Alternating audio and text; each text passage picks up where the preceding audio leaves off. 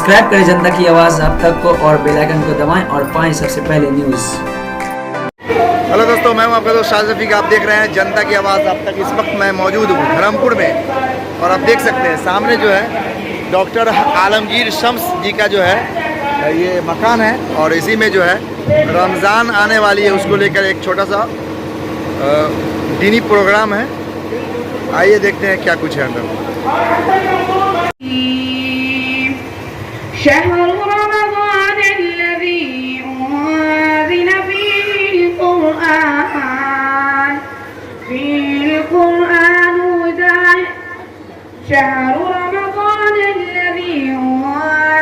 فيه القرآن هداية للناس هدى للناس وبينات من الهدى والفرقان فمن شهد منكم الشهر فليمنه ہے جس میں قرآن نازل کیا گیا جو انسانوں کے لیے ہدایت ہے اور ایسی واضح تعلیمات پر مشتمل ہے جو راہ راست دکھانے والی اور حق کو ہے۔ لہذا اب سے جو شخص اس مہینے کو پائے اس کو لازم ہے کہ اس پورے مہینے کے روزے رکھے اور جو کوئی مریض ہو یا سفر پر ہو تو وہ دوسرے دنوں میں روزوں کی تعداد پوری کرے۔ اللہ تمہارے ساتھ نرمی کرنا چاہتا ہے، سختی کرنا نہیں چاہتا، اس لیے یہ طریقہ تمہیں بتایا جا رہا ہے تاکہ تم روزوں کی تعداد پوری کر سکو اور جس ہدایت سے اللہ نے تمہیں سرفراز کیا ہے اس پر اللہ کی کبریائی کا اظہار و اعتراف کرو، شکر گزار بندے بنو۔ شکریہ۔ والعاقبۃ للمتقین والصلاۃ والسلام علی سید المرسلین۔ عبادت کرتا تھا اور دن میں اللہ کی راہ میں جہاد کرتا تھا اور یہ مسلسل اللہ کے نبی نے فرمایا کہ مسلسل۔ کل جناب ڈاکٹر عالمگیر شمس صاحب کا فون آیا کہ آپ اس ایک استقبال ماہ رمضان کا پروگرام ہے، اس میں آپ کو سلمان فارسی کی ایک حدیث۔ تو آپ نے کہا آمین، پھر دوسرے زینے پر قدم رکھا، آپ نے کہا آمین، اسی طرح سے پھر تیسرے زینے پر قدم رکھا، آپ نے کہا آمین۔ صحابہ کو خلاف معمول یہ دیکھنے کا موقع ملا، آپ کو تعجب ہوا۔ خطبے کے بعد آپ صلی اللہ علیہ وسلم سے دریافت کیا گیا تو پتہ چلا کہ آپ صلی اللہ علیہ وسلم نے فرمایا کہ جب میں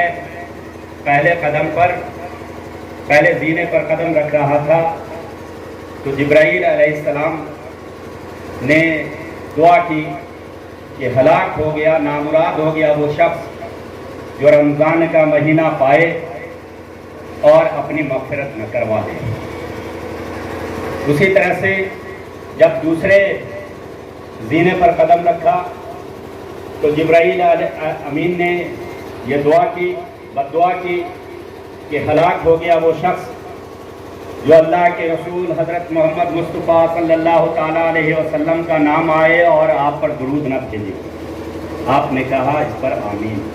پھر اسی طرح سے تیسرا جو واقعہ پیش آیا اس پر آپ نے فرمایا کہ جبرائیل امین برباد ہو گیا وہ شخص جس کے والدین دونوں میں سے کوئی ایک کو پائے اور اس کی خدمت کر کے اپنے لیے جنت کنفرم نہ کروا لے۔ اس پر آپ اللہ کے رسول نے کہا آمین۔ محترم سامعین، یہ مہینہ جو سایہ فغن ہونے جا رہا ہے یہ ماہ غفران ہے، مغفرت کا یہ مہینہ، یہ ماہ فوزان ہے۔ لہذا اس مہینے میں ہمیں زندگیوں کو درست کرنا، اللہ سے مغفرت چاہ کر، اپنے گناہوں سے توبہ کر کے، معافی مانگ کر ایک نئی زندگی کی شروعات کرنی۔ اس سے پہلے ہمیں اپنے آپ کا تجزیہ کرنا چاہیے، اپنا جائزہ اور احتساب لینا چاہیے۔ ٹھیک اسی طرح سے کہ جب کوئی ایک تجارت کر رہے ہیں، تجارت پر جائیں، آپ کہیں جاب کر رہے ہیں، آپ کہیں تعلیم دے رہے ہیں، ان تمام کاموں میں آپ مشغول رہے، لیکن اس سب کے باوجود ایک ایسی پلاننگ، ایک ایسا منصوبہ، ایک ٹائم کا اس طرح سے مینجمنٹ کیا جائے تاکہ جو باقی جو اوقات ہے وہ ہم اللہ کو راضی کرنے میں، اپنے توبہ استغفار کرنے میں، اپنی مغفرت کرانے میں ہم لگا لیں۔ لہذا ٹائم مینجمنٹ کو، ٹائم کے اوقات کے منصوبہ بند کو کر لینے کے بعد ہمیں 4 باتوں پر نظر رکھنی چاہیے۔ رمضان کی منصوبہ بندی میں 4 باتوں پر، 4 چیزوں پر جو ہمیں غور کرنا چاہیے۔ اس میں سب سے پہلی بات تو یہ ہے کہ ہم اپنے آپ، اپنے اندر روحانی ارتقا لائیں، اسپریچول گروتھ ہمارے اندر ہو۔ اسپریچول گروتھ کے لیے کیا ہو سکتا ہے، یہ روحانی ترقی کیسے ہو سکتی ہے؟ یہ جو موسم ہے، یہ جو موسم آ رہا ہے، یہ جو سیزن آ رہا ہے 1 مہینے کا، یہ سیزن روحانی ارتقا کے لیے بہترین سیزن ہے۔ ابھی تفصیلی گفتگو رمضان کی فضیلت اور اس کی اہمیت کے تعلق سے ہم سن رہے ہیں، اس پر ہم روحانی ارتقا اپنی کر سکتے ہیں۔ تاخراتے جو 5 تاخراتے اللہ کے رسول نے بتایا ہے، اس کا اہتمام کر کے اللہ سے قرب حاصل کرنے اور اپنی روحانی ارتقا ہم اس کے ذریعے سے کر سکتے ہیں۔ پھر اسی طرح سے دعاؤں کا اہتمام کر کے روحانی ارتقا کرتے ہیں۔ اس پر بھی منصوبہ ہمیں بنانا چاہیے۔ ہم ڈائریکٹ اللہ کے سامنے اپنے ہاتھیں پھیلا دیتے ہیں، اس سے انکار نہیں۔ آپ کے ہمارے من میں، ہماری طبیعت میں جو باتیں آتی ہیں وہ اللہ کے سامنے ہم بیان کرتے ہیں، لیکن اس پر ہمیں پلاننگ بنانی چاہیے کہ اللہ کے رسول نے دعاؤں کے حوالے سے کون کون سی دعاؤں کو سکھایا ہے، اس کی باضابطہ پلاننگ بن کے اس کے دعاؤں کو یاد کرنے اور اس کے ادائیگی کا اہتمام کیا جائے، اور پھر اس کے بعد جو من میں آئے وہ اللہ کے سامنے ہاتھ پھیلا لے۔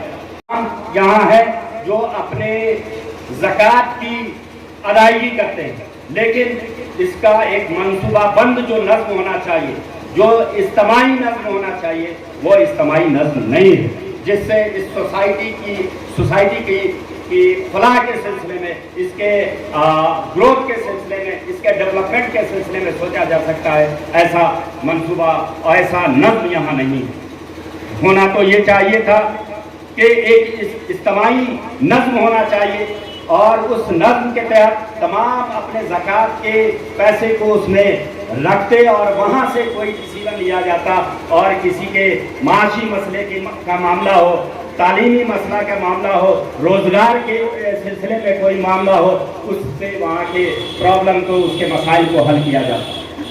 جبکہ اسلام کی روح یہ ہے کہ اسلام یہ بتاتا ہے کہ ہمیں انفرادیت سے اجتماعیت کی طرف آنی چاہیے۔ بغیر اجتماعیت کے اسلام نہیں ہے، لیکن ہم انفرادی زندگی گزار رہے ہیں۔ اللہ کے رسول صلی اللہ تعالیٰ علیہ وسلم کی واضح حدیث ہے کہ جس نے اجتماعیت سے اپنے آپ کو الگ کیا، گویا اسلام سے الگ ہو گیا، الا یہ کہ پھر وہ واپس نہ چلا آئے۔ نظم زکوٰۃ کا بھی معاملہ اجتماعیت سے، اس حوالے سے آپ کے سامنے یہ بات رکھ دینا مناسب سمجھتا ہوں کہ اس زکوٰۃ کا 8 مدات ہے، 8 مدات پر ہمیں زکوٰۃ کے رقم کو خرچ کرنی چاہیے، اور وہ فقراء ہے، مساکین ہے، عاملین ہے، تالف قلب کے لیے ہے، قرضداروں کا قرض ادا کرنے کے سلسلے کے لیے ہے، قیدیوں کو چھڑانے کے لیے ہے، اللہ کے دین کی سربلندی کے لیے، اور مسافر کو مدد کرنے کے لیے۔ اس حوالے سے زکوٰۃ کے حوالے سے اللہ کے رسول کی حدیث ہے کہ مجھے حکم دیا گیا ہے کہ تمام مالداروں سے زکوٰۃ وصول کروں اور تمہارے ضرورت مندوں میں تقسیم کروں۔ دیکھ سکتے ہیں سامنے جو بہت ہی خوبصورت انداز میں ڈاکٹر صاحب کا گھر ہے۔ ہم پر واجب ہے، کیا ہم اپنے واجبات کو ادا کر رہے ہیں؟ ہمارے قول و فعل میں اس طرح تعداد ہے کہ ہم جو کہتے ہیں وہ کرتے نہیں اور جو کرتے ہیں وہ کہتے نہیں. یہی وجہ ہے کہ دنیا میں بڑی دوسری آبادی ہونے کے باوجود اور 50 سے زائد ممالک میں اسلامی حکومت ہوتے ہوئے بھی ہم سب سے زیادہ پریشان ہیں. اس پہلو پر جب ہم گہرائی سے غور و فکر کرتے ہیں تو اگرچہ ملک اسلامی نہیں ہے پھر بھی دینی اداروں سے بارہا تلقین کی جاتی ہے کہ حقوق العباد کا خیال رکھا جائے. سامعین، حقوق العباد ایسا پہلو ہے جس کے ساتھ ہمارا معاملہ ہوگا بغیر اس کے معاف کے اللہ بھی اس کو معاف نہیں کرے گا. لیکن اکثر ایسا دیکھنے میں نہیں آتا. ماہ رمضان کے مقدس مہینے کے آمد پر آئیے ہم عہد کریں کہ اب سے حقوق العباد کی حق تلفی نہیں کریں گے. اس کے سماعت کا معمول ہو، تراویح میں پڑھنے کا معمول ہو، یوں تلاوت کا معمول ہو، وہ سب اور مہینوں کے مقابلے میں بڑھ جایا کرتا ہے. کروڑوں انسان، کھربوں انسان رمضان المبارک میں قرآن مجید کے ساتھ کچھ نہ کچھ تعلق بڑھا لیتا ہے. اس لیے آپ سے بھی ہم کہیں گے کہ رمضان کا استقبال ہے کہ رمضان المبارک میں قرآن مجید سے ہم جڑ جائیں اور اس کی تلاوت کا بہت مستحکم نظام تیار کریں.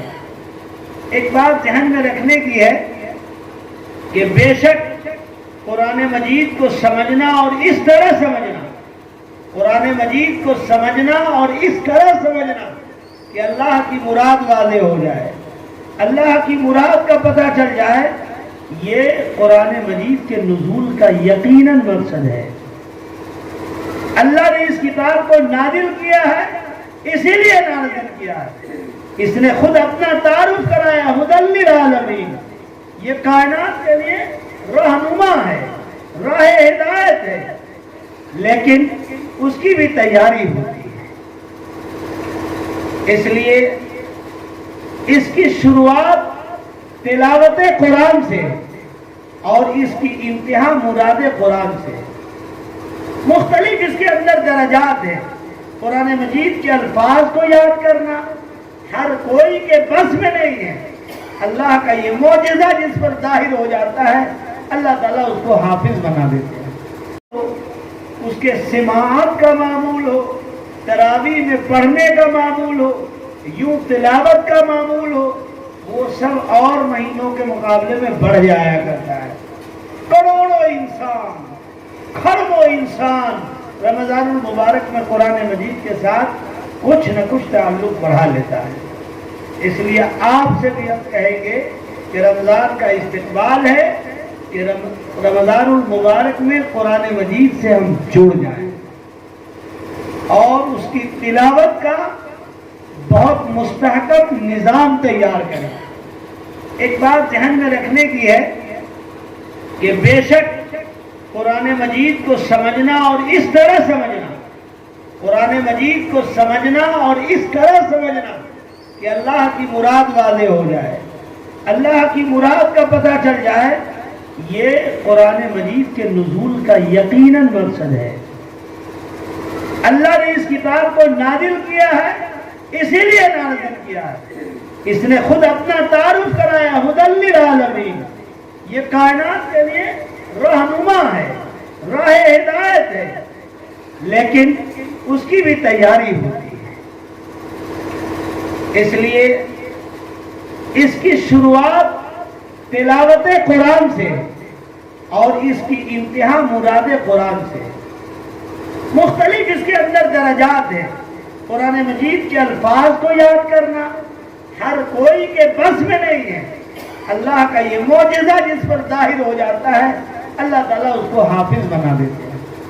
اللہ ہم سے راضی ہو جائے، اور یہ مقصد ہے کہ پورے دنیا کو اللہ کی طرف بلانا اور اپنی ذات سے عبادت کرنا. یہ ترتیب دیا اللہ نے مسلمان ہونے کی.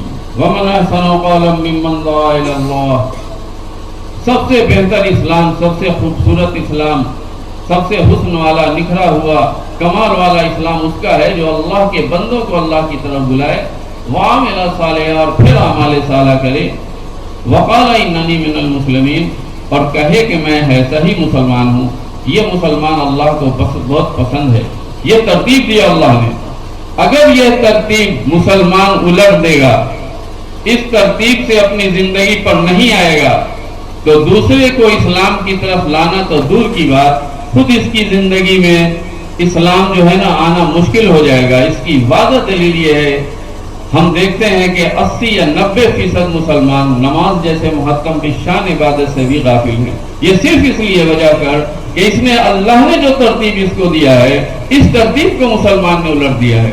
यहाँ पर जितने भी लोग बैठे हुए हैं, अल्हम्दुलिल्लाह अकल वाले, शऊर वाले, फहम वाले, सलाहियत वाले लोग हैं। अल्लाह करे हम सबका अकल, शऊर, फहम और सलाहियत इस्लाम को पूरे दुनिया में फैलाने पर लग जाए, ताकि अल्लाह हमसे राजी हो जाए। या अरहमर राहिमीन, या अकरमल अकरमीन, अल्लाह हसनात की तौफीक नसीब फरमा, अल्लाह सय्यात और मकरूहात से बचने की हिम्मत और तौफीक नसीब फरमा, अल्लाह हमारे आमाल को हज़रत नबी पाक सल्लल्लाहु अलैहि वसल्लम के तौर तरीक़ पर करने वाला बना। सब्सक्राइब करें जनता की आवाज़ आप तक को और बेल आइकन को दबाएं और पाएं सबसे पहले न्यूज़।